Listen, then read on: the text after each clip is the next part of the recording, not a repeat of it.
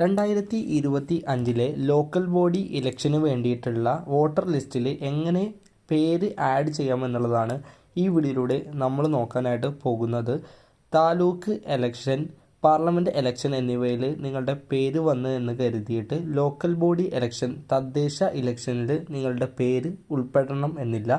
ആയതിനാൽ തന്നെ നിങ്ങൾ ഓൺലൈനായിട്ട് ഇത് അപേക്ഷിക്കേണ്ടതാണ്.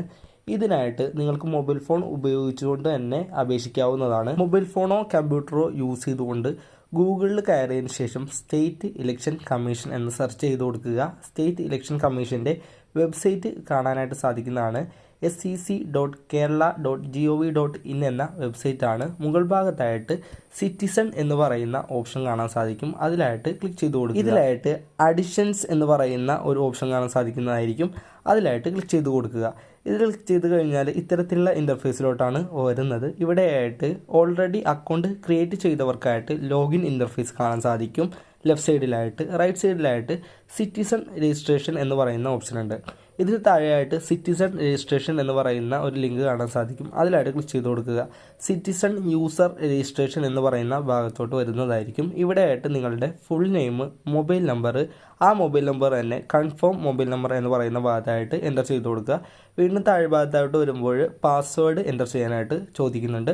ആ ഭാഗത്തായിട്ട് ഒരു പാസ്വേഡ് കൊടുക്കുക. ശേഷം കൺഫേം പാസ്വേഡ് എന്ന് പറയുന്ന ഭാഗത്തായിട്ട് നേരത്തെ എൻ്റർ ചെയ്തിരിക്കുന്ന പാസ്വേഡ് തന്നെ വീണ്ടും എൻ്റർ ചെയ്ത് കൊടുക്കുക. അതിനുശേഷം ക്യാപ്ച കോഡ് എൻ്റർ ചെയ്തുകൊണ്ട് I have read and accept the data protection statement എന്ന് പറയുന്ന ഭാഗത്ത് ടിക്ക് കൊടുത്തതിന് ശേഷം സബ്മിറ്റ് കൊടുത്ത് മുന്നോട്ട് പോകാം. ചോദിച്ചിരിക്കുന്ന ഡീറ്റെയിൽസുകൾ കൊടുത്ത് സബ്മിറ്റ് എന്ന് പറയുന്ന ഭാഗത്തായിട്ട് ക്ലിക്ക് ചെയ്ത് കൊടുത്തതിന് ശേഷം വെരിഫൈ യുവർ മൊബൈൽ നമ്പർ എന്ന് പറയുന്ന ഇൻ്റർഫേസിലോട്ട് വരുന്നതായിരിക്കും. ഇവിടെയായിട്ട് നിങ്ങൾ കൊടുത്തിരിക്കുന്ന മൊബൈൽ നമ്പറിലോട്ട് ഒരു OTP സെൻഡ് ചെയ്തുകൊണ്ടുള്ള വെരിഫിക്കേഷനാണ് കംപ്ലീറ്റ് ചെയ്യേണ്ടത്. അതിനായിട്ട് വെരിഫൈ മൊബൈൽ എന്ന് പറയുന്ന ഭാഗത്തായിട്ട് ക്ലിക്ക് ചെയ്ത് കൊടുക്കുക. OTP എൻ്റർ ചെയ്ത ശേഷം വെരിഫൈ എന്ന് പറയുന്ന ഭാഗത്തായിട്ട് ക്ലിക്ക് ചെയ്ത് കൊടുക്കുക.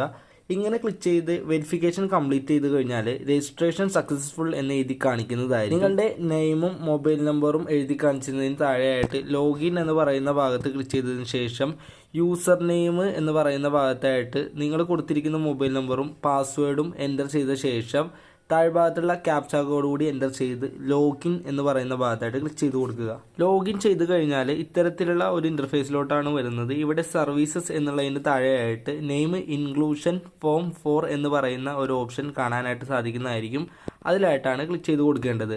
അതിൽ ക്ലിക്ക് ചെയ്ത് കഴിഞ്ഞാൽ നെയിം ഇൻക്ലൂഷൻ കൂട്ടിച്ചേർക്കലുകൾ എന്ന് പറയുന്ന ഇൻ്റർഫേസിലോട്ട് വരുന്നതായിരിക്കും. കേരള സംസ്ഥാന തെരഞ്ഞെടുപ്പ് കമ്മീഷൻ്റെ വോട്ടർ പട്ടികയിൽ കേരളത്തിൽ എവിടെയെങ്കിലും നിങ്ങൾ പേര് ഉൾപ്പെടുത്തിയിട്ടുണ്ടോ എന്നുള്ളതാണ് അവിടെ ചോദിച്ചിരിക്കുന്നത്.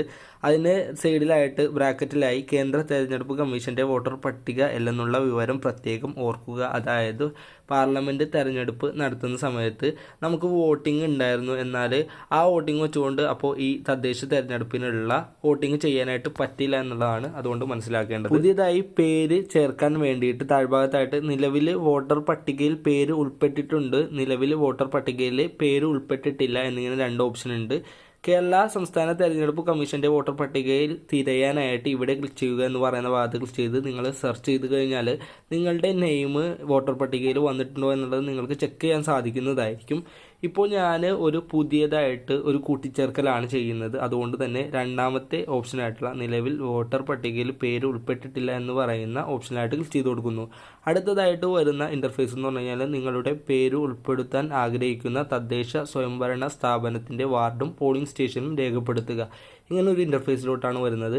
ഇവിടെയായിട്ട് ഡിസ്ട്രിക്ട് സെലക്ട് ചെയ്ത് കൊടുക്കുക, ലോക്കൽ ബോഡി സെലക്ട് ചെയ്ത് കൊടുക്കുക, വാർഡ് സെലക്ട് ചെയ്ത് കൊടുക്കുക, പോളിംഗ് സ്റ്റേഷൻ സെലക്ട് ചെയ്ത് കൊടുക്കുക, താലൂക്ക് സെലക്ട് ചെയ്ത് കൊടുക്കുക, LAC സെലക്ട് ചെയ്ത് കൊടുക്കുക. ഇത് നിങ്ങൾ സെലക്ട് ചെയ്യുന്ന സമയത്ത് ആദ്യമായി തന്നെ ഡിസ്ട്രിക്ട് സെലക്ട് ചെയ്ത് കൊടുത്തു കഴിഞ്ഞാൽ ആ ഡിസ്ട്രിക്റ്റിലുള്ള ലോക്കൽ ബോഡികളുടെ ലിസ്റ്റ് വരുന്നതായിരിക്കും. അതിൽ നിന്ന് നിങ്ങളുടേത് പഞ്ചായത്താണോ ആ പഞ്ചായത്ത് സെലക്ട് ചെയ്ത് കൊടുക്കുക. അതിനുശേഷം വാർഡ് എന്ന് പറയുന്ന ഭാഗത്തോട്ട് വരുമ്പോൾ ആ പഞ്ചായത്തിന് താഴെ വരുന്ന വാർഡുകളുടെ ലിസ്റ്റ് വരുന്നതായിരിക്കും. പോളിംഗ് സ്റ്റേഷൻ എന്ന് പറയുന്ന ഭാഗത്ത് ക്ലിക്ക് ചെയ്ത് കഴിഞ്ഞാൽ ആ വാർഡിൽ വരുന്ന പോളിംഗ് സ്റ്റേഷനുകൾ ഏതൊക്കെയാണെന്ന് കാണിക്കും. അത് സെലക്ട് ചെയ്ത് കൊടുക്കുക.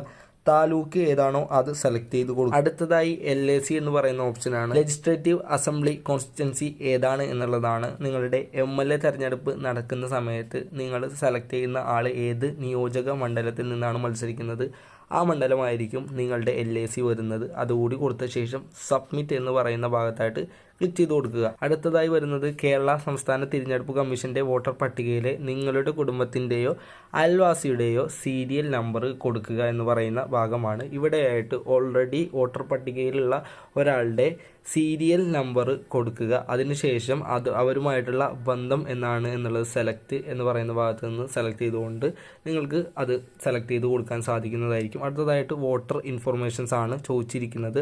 വോട്ടർ നെയിം കൊടുക്കാനാണ് ആദ്യം തന്നെ പറഞ്ഞിട്ടുള്ളത്. അത് ഇംഗ്ലീഷിൽ കൊടുക്കണം. അതിനുശേഷം വോട്ടർ നെയിമിൻ മലയാളം എന്ന് എഴുതിയിട്ടുണ്ട്. അതിനുശേഷം വോട്ടർ നെയിമിൻ ലോക്കൽ ലാംഗ്വേജ് നിങ്ങളുടെ പ്രാദേശിക ഭാഷ ഏതാണോ അതിൽ എൻ്റർ ചെയ്ത് കൊടുക്കുക. ശേഷം ഡേറ്റ് ഓഫ് ബർത്ത് എന്ന് പറയുന്ന ഭാഗത്തായിട്ട് ഡേറ്റ് ഓഫ് ബർത്ത് എൻ്റർ ചെയ്ത് ജെൻഡർ എന്നുള്ളതിൽ നിന്ന് ജെൻഡർ ഏതാണോ അത് സെലക്ട് ചെയ്ത് മൊബൈൽ നമ്പർ കൂടി കൊടുക്കുക.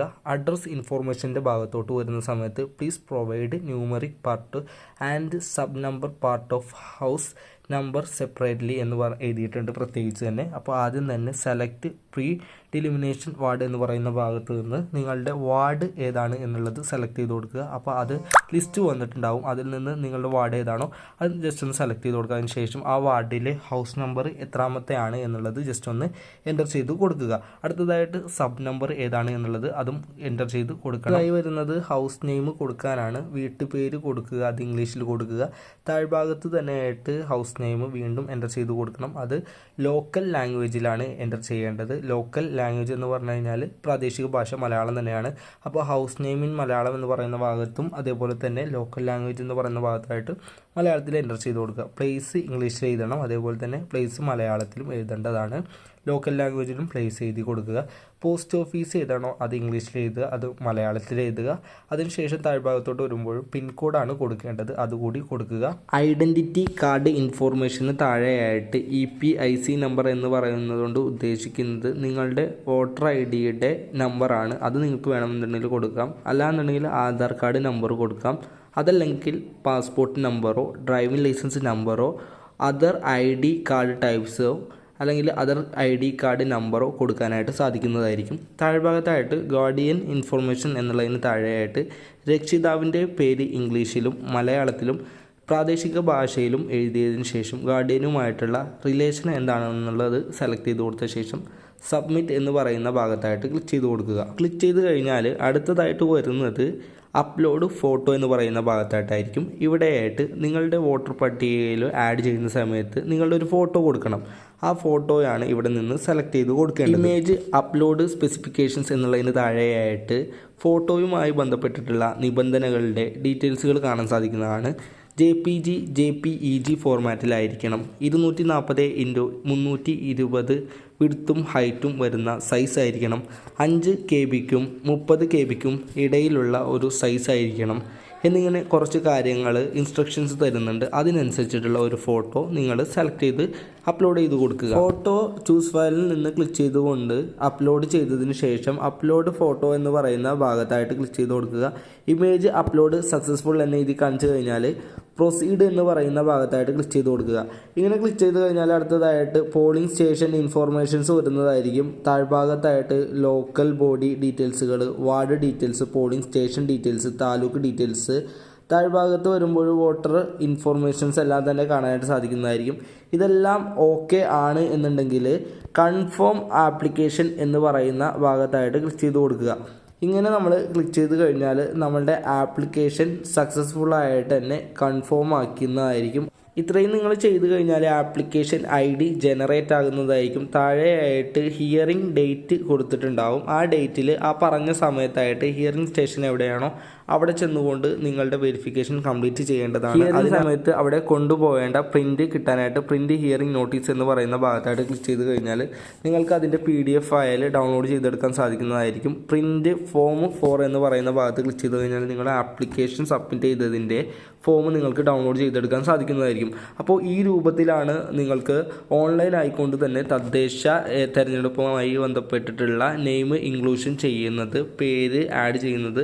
ഇത്തരത്തിൽ നിങ്ങൾക്ക് ഒരു കമ്പ്യൂട്ടർ മൊബൈൽ ഉപയോഗിച്ചുകൊണ്ട് നിങ്ങൾക്ക് ആരുടെ വേണം എന്നുണ്ടെങ്കിലും പേര് കൂട്ടിച്ചേർക്കാനൊക്കെ സാധിക്കുന്നതായിരിക്കും. വീഡിയോ യൂസ്ഫുൾ ആയിട്ടുണ്ടെങ്കിൽ തീർച്ചയായിട്ടും ലൈക്ക് ചെയ്യുക, ചാനൽ ഒന്ന് സബ്സ്ക്രൈബ് ചെയ്യുക. Thank you for watching.